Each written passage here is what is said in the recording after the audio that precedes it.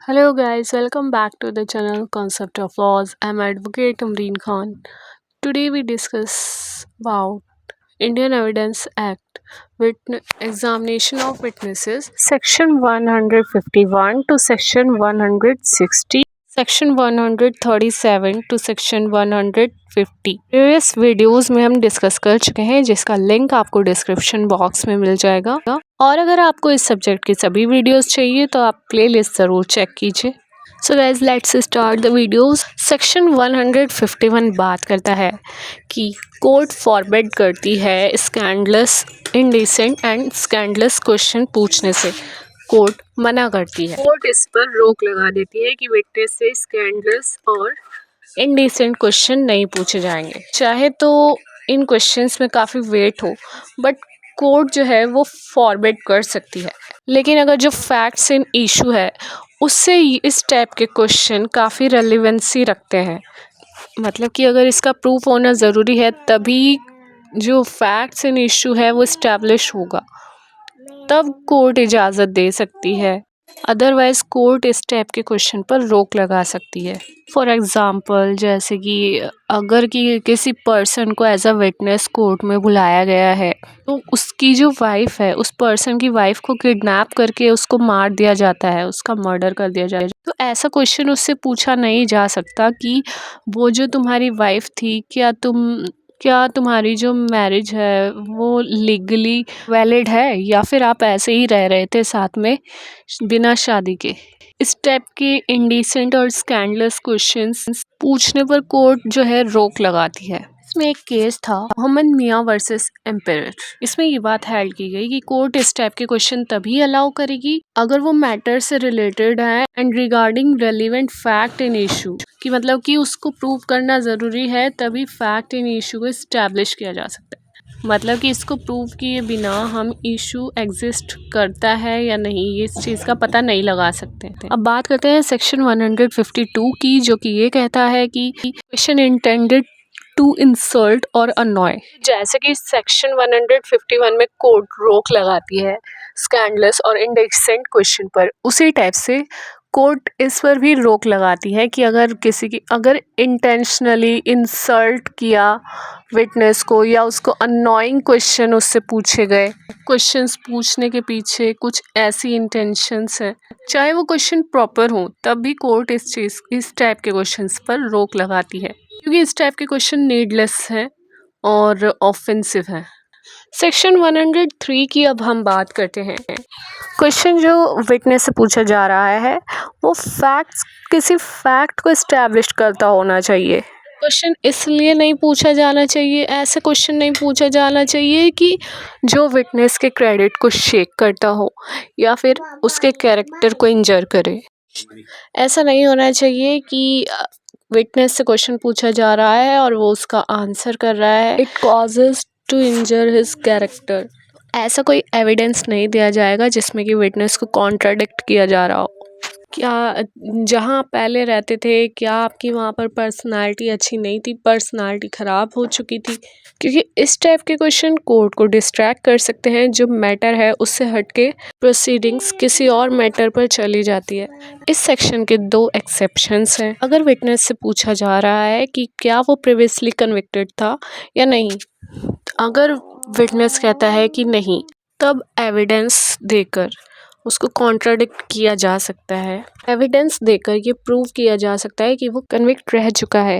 इस चीज़ के लिए आईपीसी के सेक्शन 193 में उस पर केस किया जा सकता है। कोर्ट के सामने उसके कैरेक्टर को लाया जाएगा कि जैसे कि वो जेल गया है लेकिन वो झूठ बोल रहा है कि पहले मैं जेल नहीं गया कभी। सेकंड एक्सेप्शन है कि विटनेस को कॉन्ट्राडिक्ट किया जा सकता है अगर वो इम्पार्शियल स्टेटमेंट देता है।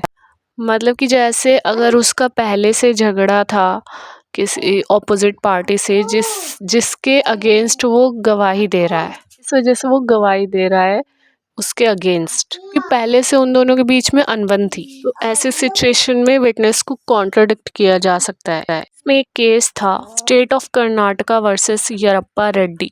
इसमें एक बेसिक रिक्वायरमेंट सुप्रीम कोर्ट ने रखी है कि अगर जैसे जिस विटनेस की इम्पार्शलिटी क्वेश्चन में है कि क्या वो इम्पार्शल स्टेटमेंट दे रहा है, तो उसको एविडेंस से प्रेजेंट किया जाएगा और विटनेस से पूछा जाएगा कि क्या ये स्टेटमेंट इम्पार्शियल है, और फिर विटनेस आंसर करेगा।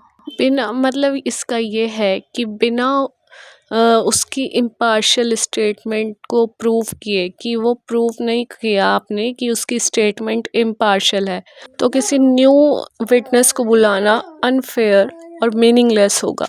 फॉर एग्जाम्पल, ए कहता है कि ए ने बी को उस डेट को दिल्ली में देखा था।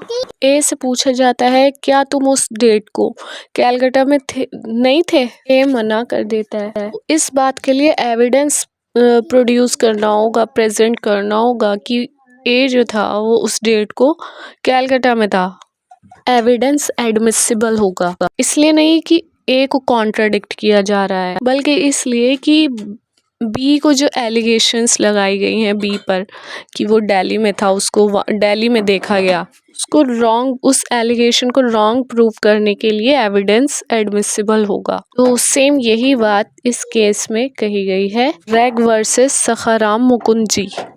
सेक्शन 154 अलाउ करता है अपनी जो पार्टी खुद विटनेस बुलाता है, खुद का विटनेस कोई बुलाता है, उसको क्रॉस एग्जामिन करने की। क्योंकि कभी कभी क्या होता है, जो विटनेस आप बुलाते हैं वो आपके अगेंस्ट ही गवाही देने लगता है, या फिर जिस बात के लिए आपने उसको बुलाया है वो आपके फेवर में स्टेटमेंट ना दे, उसके अगेंस्ट स्टेटमेंट देने लगे। इसको कहते हैं हॉस्टाइल विटनेस। क्रॉस एग्जामिन तो एडवर्स पार्टी करती है ना, तो खुद जो विटनेस बुलाता है वो पार्टी क्या करती है, एग्जामिनेशन इन चीफ करती है। ये सब एग्जामिनेशंस जो हैं, टाइप्स ऑफ एग्जामिनेशन, हम प्रीवियस वीडियो में डिस्कस कर चुके हैं, जिसका लिंक आपको डिस्क्रिप्शन बॉक्स में दे दिया है। इसमें एक केस था Satpaul versus Delhi administration. Supreme court ने इस सेक्शन को इंटरप्रेट किया और उसमें हॉस्टाइल विटनेस को डिफाइन किया, जैसे कि कोई पर्सन जिसको एज अ विटनेस बुलाया गया है कि वो आकर हमारे फेवर में गवाही दे और वो सच नहीं बोलना चाह रहा है, जैसा कि हम चाह रहे हैं कि वो स्टेटमेंट दे, वो उसके ऑपोजिट स्टेटमेंट दे रहा है, सच नहीं बोल रहा है, उसको कहते हैं हॉस्टाइल विटनेस। और जैसे कि या फिर जिस पार्टी ने उसको बुलाया है वो उसके अगेंस्ट स्टेटमेंट देने लगे, उसको हम कहेंगे अनफेवरेबल विटनेस। इस सेक्शन में कोर्ट अलाउ कर देती है क्रॉस एग्जामिन करने के लिए नहीं बुलाए गए विटनेस को। इसमें एक केस था अतुल बोरा वर्सेस अकिन बोरा, जिसमें कि क्रॉस एग्जामिन के पर्पस के लिए आपको प्रूव करना होगा कि विटनेस जो है वो हॉस्टाइल हो गया है। कोर्ट को इनफ एविडेंस देने होंगे इस बात को शो करने के लिए कि वो पर्सन ट्रू नहीं बोल रहा है, सच नहीं बोल रहा है। इस सेक्शन में ये कोर्ट के डिस्क्रिशन पर है कि कोर्ट अलाउ कर सकती है या फिर चाहे तो नहीं भी कर सकती क्रॉस एग्जामिन करने के लिए अपने ही विटनेस को।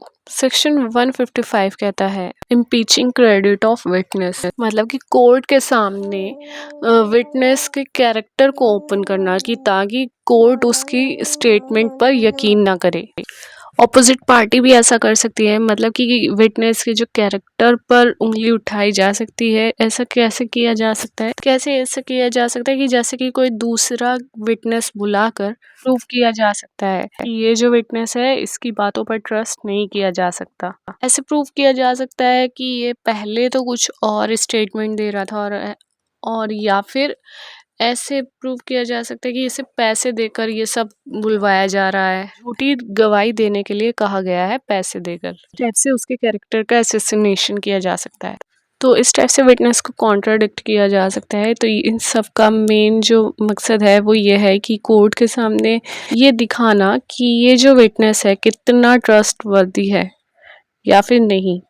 इससे क्या होगा कि उस विटनेस के स्टेटमेंट की वैल्यू कम हो जाएगी। और जैसे कि जो विटनेस है वो पहले कुछ बोल रहा था, अब कुछ और स्टेटमेंट दे रहा है, इसको कहेंगे inconsistency in his farmer statement. तो ऐसे में कॉन्ट्राडिक्ट किया जा सकता है विटनेस को।